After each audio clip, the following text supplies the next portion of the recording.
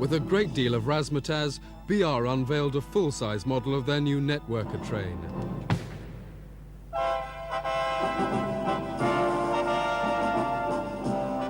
From 1990, 1,300 carriages of this revolutionary new type will replace the battered 30-year-old electrics on lines from Cannon Street, Charing Cross and Fenchurch Street.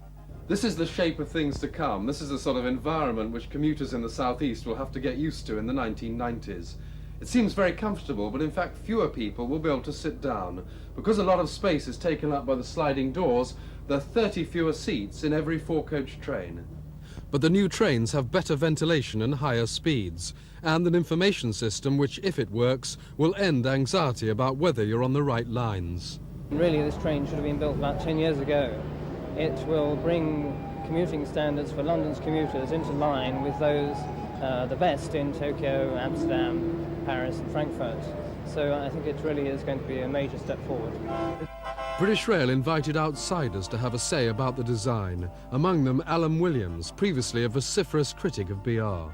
This is a brand new train, straight off the drawing board, quite literally, but instead of going straight into engineering production, it's first of all the consumers and people like myself who've criticised designs in the past have been able to take a look at it, and I think this reflects a very large step forward in railway design. I think passengers are going to like it, both inside and out. But some of today's guests clearly found the seats rather narrow. As well as 30 fewer per train, they're also an inch less wide. What I think really irritates commuters, at least I think so, is when they pay more but they don't get a good service. And certainly in Kent, parts of Kent and Essex, they still have a long way to go before they can be said to have a good service. So I think that those who are paying, whether it's too much or too little, at least will feel that they're getting a better service when they see better rolling stock and proper signalling, as I've announced also today for Essex. The networker should take to the tracks from 1990.